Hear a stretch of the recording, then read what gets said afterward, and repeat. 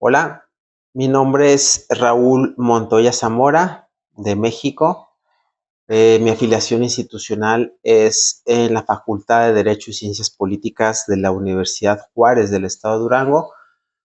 Es un placer estar aquí en este encuentro de divulgación científica conectando saberes y les voy a presentar la ponencia que titulé Hacia un nuevo modelo de designación de jueces en México, un análisis desde el derecho internacional de los derechos humanos.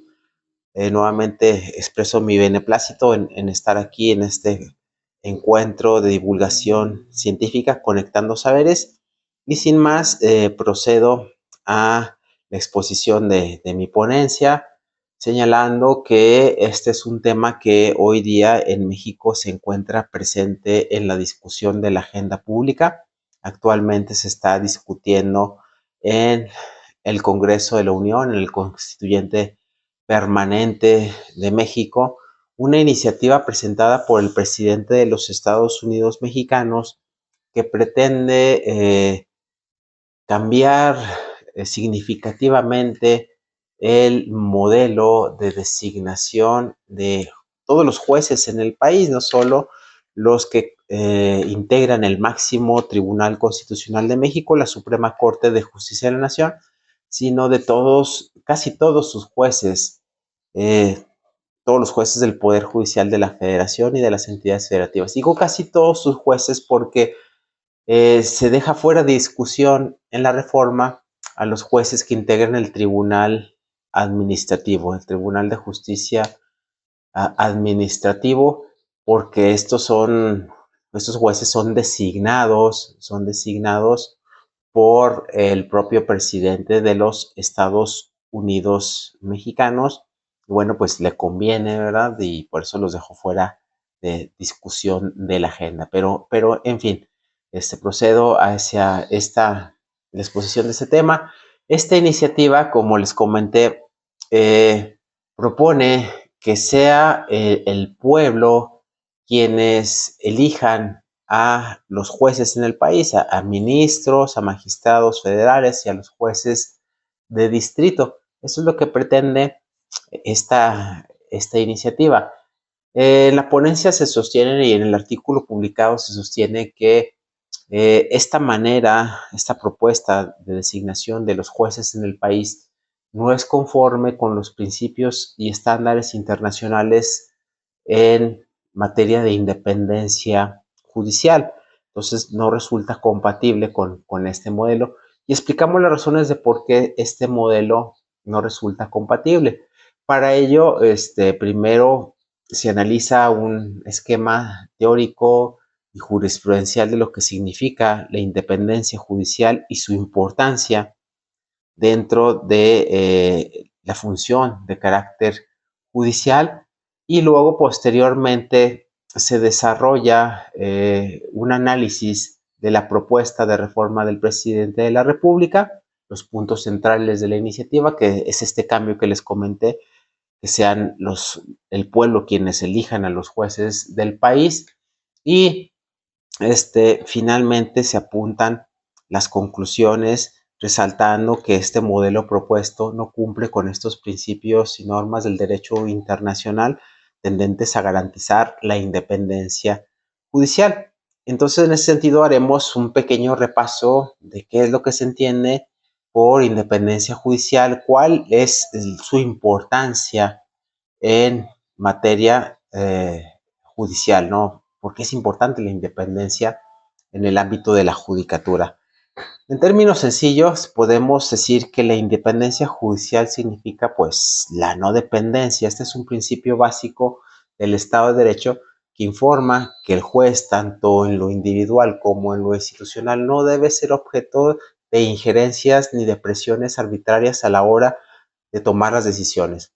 El juez únicamente debe de resolver los casos con base en la ley aplicable y los hechos del caso, por lo que toda presión, toda injerencia externa, tanto de los poderes públicos como de poderes fácticos privados, pues se encuentra prohibida, no debe estar prohibida. Entonces, eso significa la independencia judicial, que el juez pueda resolver sin ataduras, sin presiones, de una manera objetiva, basándose única y exclusivamente en la aplicación de la ley, su interpretación y en los hechos del caso. Es un principio básico del Estado de Derecho, la independencia judicial.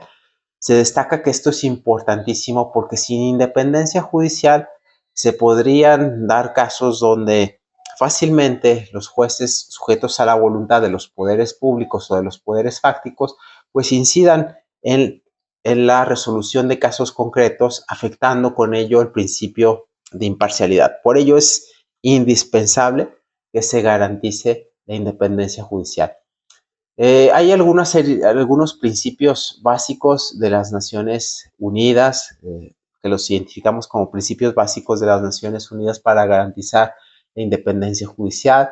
De los artículos 8 y 25 de la Convención Americana de Derechos Humanos podemos desprender algunos principios, algunas notas para garantizar la independencia judicial como garantía de los jueces y también algunos casos contenciosos resueltos por la Corte Interamericana de Derechos Humanos son importantes a la hora de establecer ciertos parámetros para garantizar la independencia judicial, entre otros casos que se abordan en el artículo que se publicó ya en la revista latinoamericana de Ciencias Sociales, está el de Reverón Trujillo contra Venezuela. De este marco jurídico podemos desprender alguna serie de elementos mínimos para garantizar la independencia judicial. El primero de ellos, que exista un adecuado proceso de nombramiento.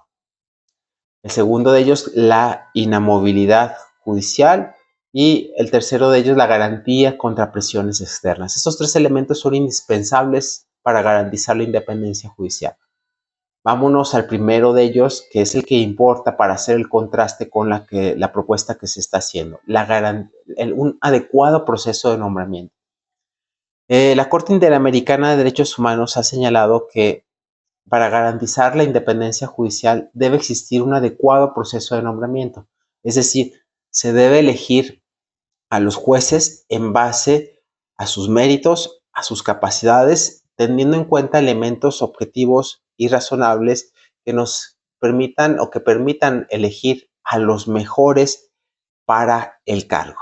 Sí, este es un presupuesto fundamental, el adecuado proceso de nombramiento, de tal suerte que no todo procedimiento diseñado por las leyes puede cumplir convencionalmente con este parámetro, porque se puede diseñar un procedimiento completamente arbitrario de tal suerte que no sean los mejores quienes lleguen a ocupar estos cargos tan importantes como es el de juez. Y esto es particularmente importante porque esto nos servirá de parámetro para analizar la propuesta de si es o no un proceso adecuado de nombramiento el que se está proponiendo por parte del Ejecutivo Federal. Y luego ya entonces nos vamos a la propuesta misma que se está haciendo por parte del Ejecutivo Federal. Esta iniciativa de ley de reforma constitucional que ahorita se está discutiendo en el Congreso de la Unión propone en términos centrales que sea el pueblo quienes elijan a los jueces del país, a los ministros, magistrados y jueces del Poder Judicial de la Federación y de las entidades federativas a propuesta de los poderes de la Unión. Para ello, tanto el presidente de la República como las cámaras de diputados y de senadores del Congreso de la Unión, como la misma Suprema Corte de Justicia de la Nación, tienen la competencia de realizar algunas propuestas para ocupar los cargos de ministros, magistrados y jueces, y el pueblo tendría que elegir dentro de las propuestas que le mande el Ejecutivo. Por ejemplo, en el caso de ministros de la Suprema Corte de Justicia de la Nación, el presidente de la República puede proponer hasta 10 personas. En el caso también de los ministros, el Congreso de la Unión, cada una de las cámaras puede proponer 5 personas con un total de 10. y otras 10 personas en la misma Suprema Corte de Justicia de la Nación. La propuesta está indicando que la Corte se integraría por 9 ministros de la Suprema Corte de Justicia de la Nación y tendríamos entonces 30 propuestas para el cargo, y de esas 30 propuestas el Senado lanza una convocatoria y el INE organizaría la elección para que sea el pueblo quienes eligieran dentro de esas propuestas. Y así también el mismo escenario se replica para magistrados y para jueces del Poder Judicial de la Federación y de las entidades federativas en México. En el trabajo se concluye que esta manera de elegir los jueces en el país no cumple con ese adecuado proceso de nombramiento señalado en la Convención Americana y en los principios básicos de Naciones Unidas para garantizar la independencia judicial, porque este procedimiento es altamente arbitrario, es altamente discrecional, está altamente politizado y no se garantizaría que fueran los mejores quienes integren los principales órganos jurisdiccionales en el país. La Corte, el Tribunal Electoral del Poder Judicial de la Federación, todos los magistrados de los tribunales colegiados de circuito, los jueces de distrito, pues no llegarían los mejores porque es un procedimiento altamente politizado. No se establecen parámetros objetivos, no se establecen parámetros racionales para elegir a los mejores prospectos a ocupar el cargo de juez. Como se apunta muy bien en el trabajo, se debe de diseñar un procedimiento que lleve a elegir a los mejores para el puesto. Y eso solamente se garantizaría si se establecen una serie de exámenes o concursos por oposición para que realmente sean las mejores propuestas quienes lleguen a ocupar esos importantes espacios de poder. De hecho, esta propuesta de reforma constituye un serio retroceso al procedimiento por medio del cual se designan a los magistrados y jueces del Poder Judicial de la Federación y los jueces de las entidades federativas, que actualmente son electos bajo un sistema de carrera judicial que toma en cuenta pues, la trayectoria profesional de los potenciales juzgadores, su ingreso al Poder Judicial de la Federación o de las entidades federativas desde los escalafones más básicos de la carrera judicial, como el actuario, los oficiales, hasta ser secretarios y llegar hasta juez. Y también se eligen porque se aplican una serie de exámenes, hay concursos por oposición, y estos procedimientos pues sí garantizan más o en una mayor medida que se cumplan con estos parámetros. En síntesis, la reforma tal y como está propuesta no contiene un proceso adecuado de nombramiento, sino contiene un proceso altamente discrecional, politizado 100%, partidizado 100%, y esto afecta el principio o afectaría el principio de independencia judicial. Y finalmente se señala el contexto en el que se está dando esta reforma.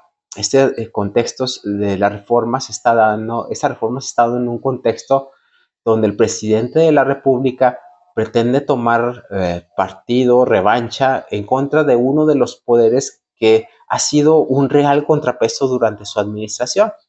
La Suprema Corte de Justicia de la Nación, el Poder Judicial de la Federación ha frenado decretos arbitrarios, improvisados y completamente violatorios de derechos humanos, y esto ha molestado al presidente, y por eso su actitud de revancha y de tratar de capturar a la Suprema Corte de Justicia de la Nación y al Poder Judicial de la Federación y a todos los poderes judiciales con la finalidad de tener un poder, un control sin límites, ¿sí? Sin limitaciones. Pues hasta aquí dejo esta pequeña charla, estimados colegas de este encuentro de divulgación Conectando Saberes, y espero que haya sido de su interés y agrado. Nos estamos viendo y estoy atento a sus ponencias. Hasta luego.